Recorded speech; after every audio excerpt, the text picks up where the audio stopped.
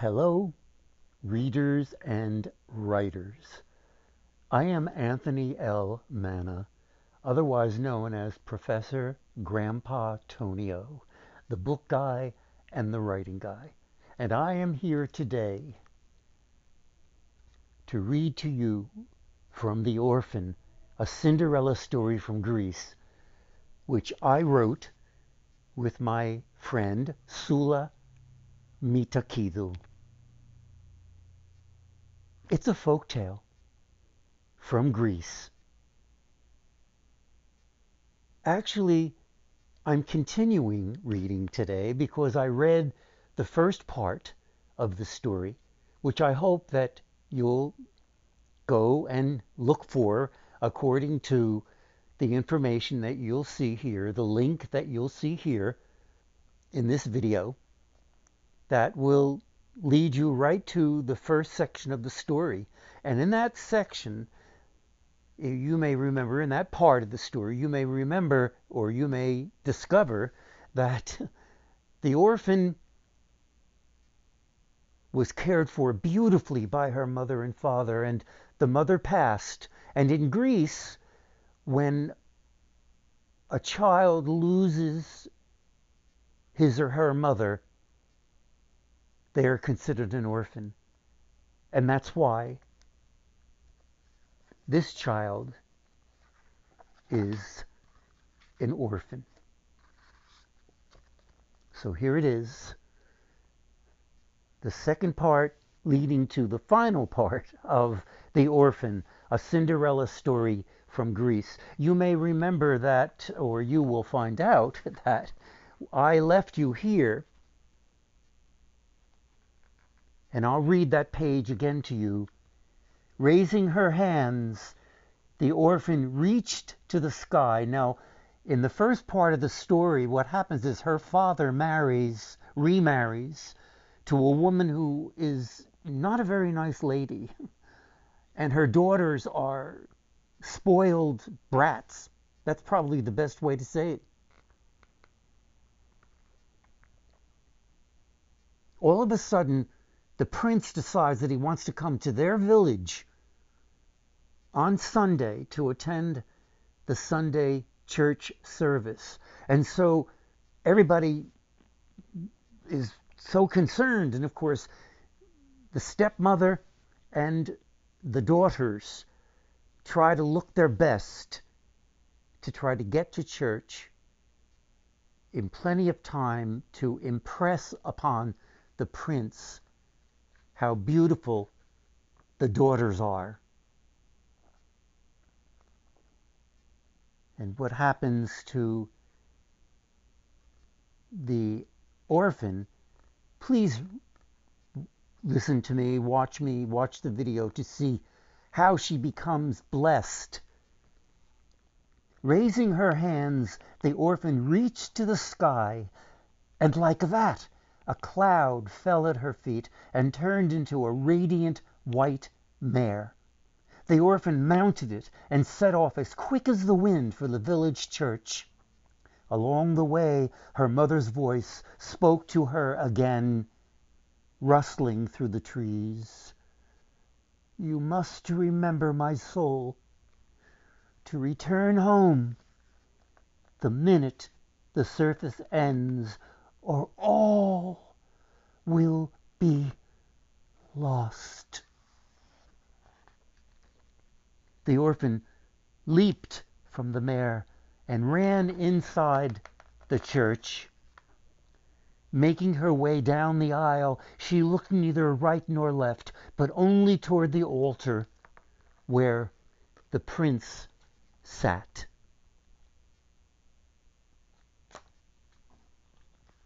All eyes followed the beautiful stranger's every move. Remembering later, a villager reported that with each step, the orphan shone brighter with the confidence of one destined for royalty. After the priest's final blessing, the prince called his guards to him. I must meet that young woman with the wreath. Ask her to come to me." Thinking only of her mother's instructions to return home immediately, the orphan had already fled into the square. Swallowed by the crowd, she grabbed a handful of coins from her pocket and threw them. The villagers scattered this way and that in reaching for the gold, and the orphan was able to make her escape. The guards were not fast enough to catch her.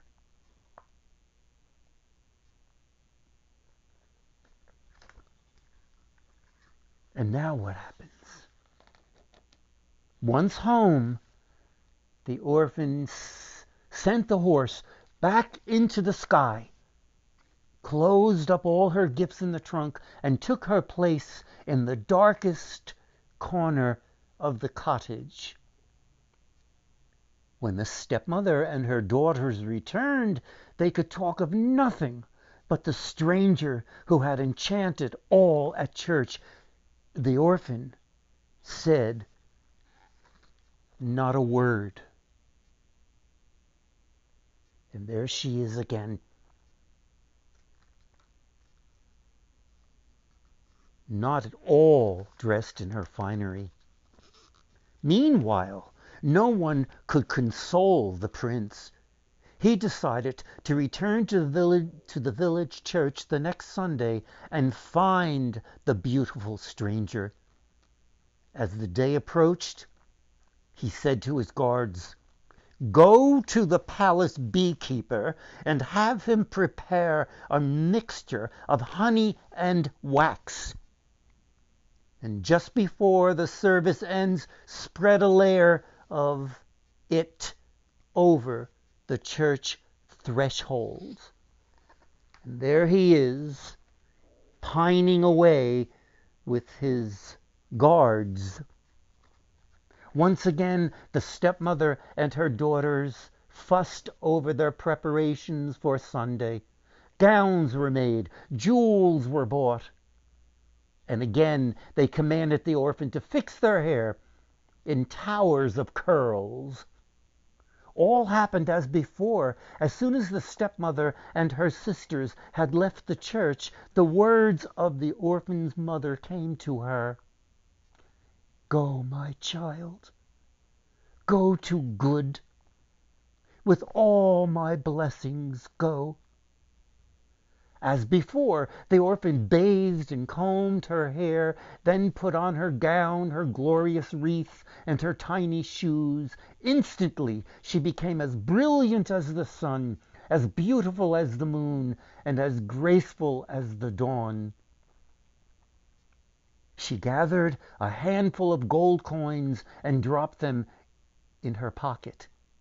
Again, as the orphan rode to church on her radiant white mare, her mother's voice whispered through the trees, "You must remember, my soul, to return home the minute the service ends, or all will be lost." The orphan walked nobly down the aisle of the church, and the villagers could not keep their eyes off her, but no one was more captivated than the prince himself.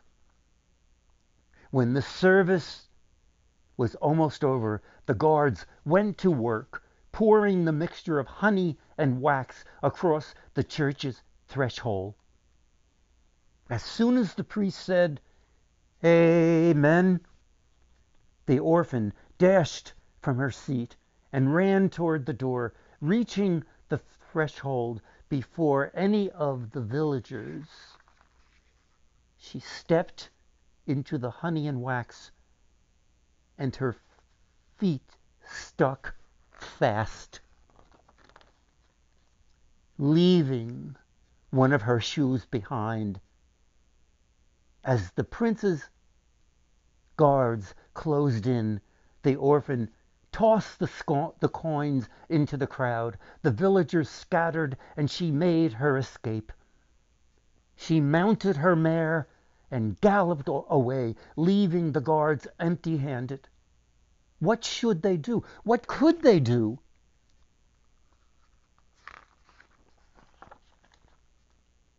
Why, they dragged themselves to the prince with the bad news.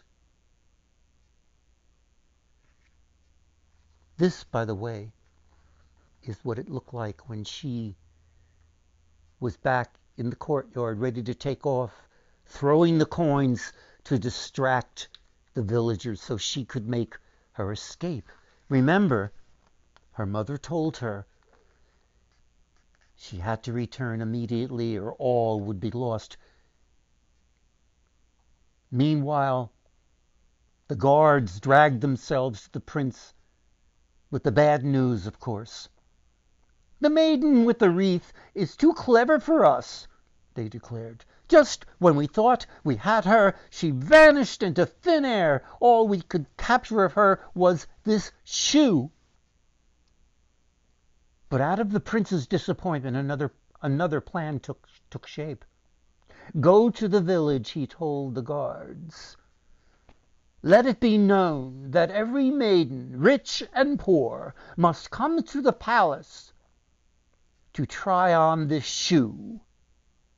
The one whose foot can fit inside will be my bride."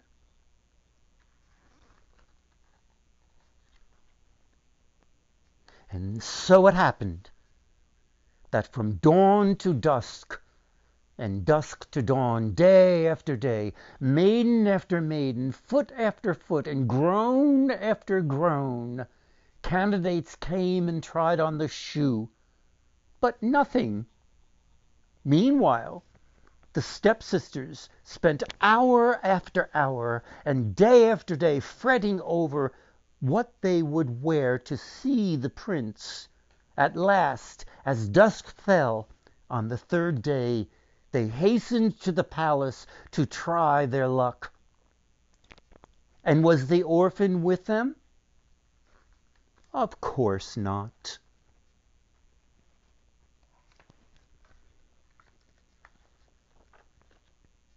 Left alone once again, the girl heard her mother's voice. "Go, my child, go to good. With all my blessings, go." Not a minute did the girl waste. She ran to the trunk, flung it open, and took out Mother Nature's gifts. She bathed and dressed, becoming as brilliant as the sun, as beautiful as the moon, as graceful as the dawn. But this time, instead of taking the gold coins, she found the jewels her stepmother and sisters had worn to the first church service and put them in her pocket. Clever girl. Outside, the orphan reached for a passing cloud, and like that, the white mare appeared before her as quick as the wind. She rode to the palace. So radiant was she when she entered the great hall that everyone stopped to stare. The prince stood enraptured. He bowed to the beautiful stranger, knelt down, and offered her the shoe. Did the shoe fit the orphan's tiny foot? Yes, it did. Perfectly. No words could describe the happiness of the prince and the orphan.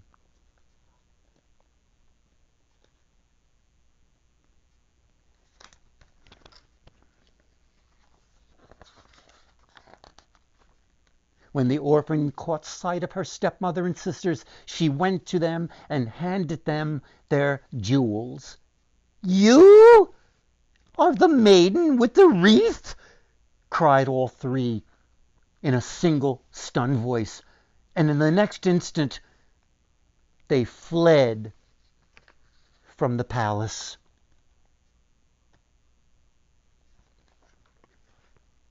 few weeks later,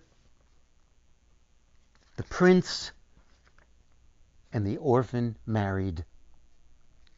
They say their wedding had no equal for happiness and grandeur. I was there. I should know.